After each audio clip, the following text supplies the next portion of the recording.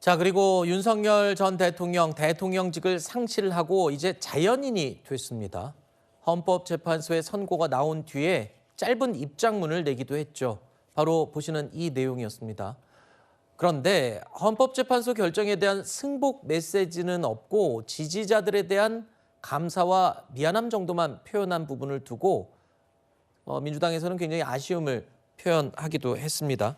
글쎄요, 추가적인 메시지가 아직까지 없는 것을 보면 메시지가 없을 걸로 예상이 되는데 여전히 이 승복이나 아니면 국민들에 대한 사과 메시지가 정확하게 더 있어야 된다고 보시나요? 물론이죠. 지금 저 메시지는 사실 승복도 불복도 아닌 모호한 메시지라고 생각을 합니다.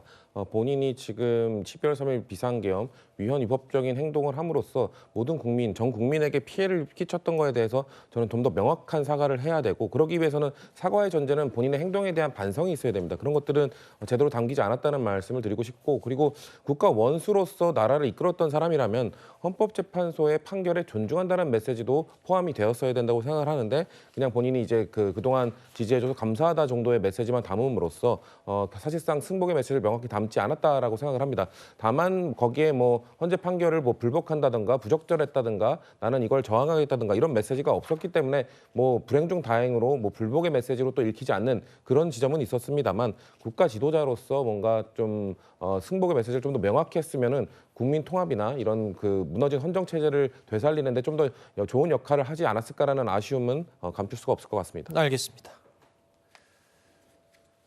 자, 그리고 윤 전 대통령이 이 관저를 떠나서 이제 서초동 사저로 가게 될지 관심이 모아지고 있습니다. 이러면 오늘이 혹시 이 관저를 이동하는 게 아니냐, 떠나는 게 아니냐 이런 예측도 나오기도 했는데 관례상 이번 주말에 나오지는 않겠나 이런 예상인 겁니다. 이런 전망도 있지만 지금 서초동 사저가 아파트 아니겠습니까?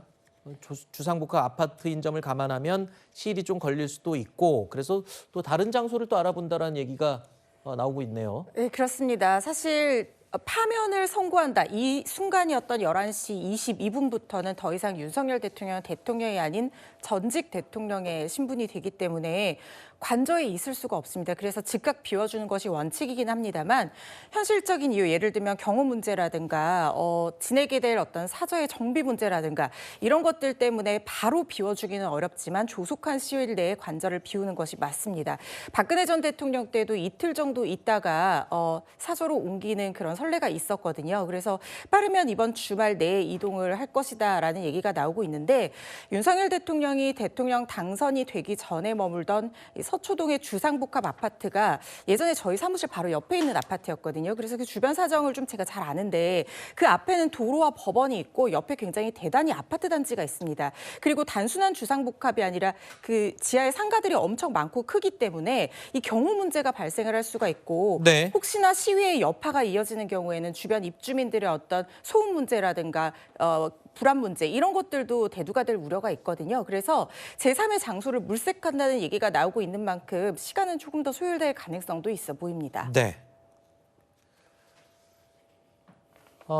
최근까지는 이재명 대표의 사법 리스크 이야기를 많이 했었는데 이제는 윤석열 전 대통령의 사법 리스크 이야기가 나오고 있습니다. 왜냐하면 이제 현직 대통령으로서 가지고 있었던 형사상 불소추 특권이 상실됐기 때문인데, 당장 오는 14일부터 내란죄 형사재판 피고인으로 법정에 출석을 해야 합니다. 그리고 일반인이 된 만큼 이제 비상계엄과 관련해서는 직권 남용죄 등 추가 기소 전망도 나오고 있고요. 이거 이외에도 그동안 대통령이었기 때문에 진행되지 않았던 각종 재판과 수사들 이런 것들이 한꺼번에 몰려올 것으로 예상이 돼요. 그렇습니다. 지금 윤석열 전 대통령 같은 경우에는 이제는 대통령의 신분이 아니기 때문에 더 이상 형사 불소추 특권의 대상이 될 수가 없습니다. 그래서 그동안은 내란죄에 대해서만 형사재판을 받았지만 이제는 공범으로 지목된 이 김용현 전 장관 등과 마찬가지로 직권 남용죄 등으로 추가 기소가 될 가능성이 있어 보입니다. 그렇다고 하면 같은 혐의가 아니라 다른 혐의이기 때문에 뭐 경우에 따라서는 구속 가능성도 이론상으로는 가능하지만 전직 대통령의 신분이기 때문에 이 부분이 실제로 구속 수사로 이어질지 그 필요성이 있을지에 대해서는 고민이 있을 거다라는 생각이 들고요. 그뿐만 아니라 지금 여러 가지 문제들이 있는데 제일 이제 문제가 되는 게 이른바 명태균 게이트라고 불리는 김영선 전 의원의 공천 개입 의혹입니다. 그러니까 지금 의혹을 받고 있는 내용으로는 대통령 당선, 그러니까 대통령 선거를 하던 시절에 3억 7천여만 원 상당의 무료 여론조사를 받고 그 대가로 명태균의 청탁에 의해서 김현선 전 의원의 공천에 개입했다. 이런 혐의들이 있는데 이게 명태균 씨에 대한 수사가 진행이 됐습니다만 처음에는 공직선거법으로 무혐의가 났다가 윤석열 대통령이 육성으로 김영선 전 의원의 공천에 개입하는 그 녹취가 보도가 되면서 그때 다시 명태균 씨에 대한 수사가 속도가 붙어서 정치자금법 위반으로 지금 명태균 씨가 구속이 된 상태거든요. 그리고 작년 12월 12일에 이른바 황금폰이라고 불리는 윤석열 전 대통령과 이 김건희 여사의 영부인의 어떤 그 개입 여부가 그대로 담겨 있다고 주장되는 녹취록을 검찰에 제출이 된 상황입니다. 그렇다고 하면 여기서 증거가 어떻게 나오느냐에 따라서 네. 공직선거법 위반, 정치자금법 위반 등등 여러 가지 혐의가 문제될 가능성이 있어 보입니다. 네. 일단 윤석열 전 대통령 임기 시작부터 도이치모터스 주가 조작 의혹을 비롯해서 이른바 영부인 김건희 여사 리스크에 직면을 했었죠. 윤 전 대통령 부부와 관련한 의혹들 이제는 수사에 속도가 붙을 수밖에 없을 것 같습니다. 이른바 보호막이 사라진 윤 전 대통령 부부 앞으로 어떤 사법 리스크에 직면을 할지 오늘 동아일보 사설을 보니까요 이런 내용이 있습니다. 윤 전 대통령 정권 3년 내내 김건희 여사 리스크와 스캔들을 막느라 급급하다가 정권이 끝났다. 이런 좀 아픈 사설이 떴더군요.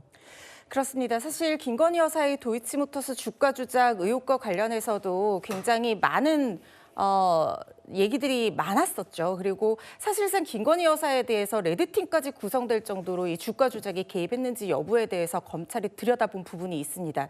그렇지만 이 부분에 있어서는 검찰이 최근에 지금 관련한 유사한 지위에 있던 이른바 전주 손모 씨가 유죄 판단이 나서 이게 대법원에서 확정이 됐거든요.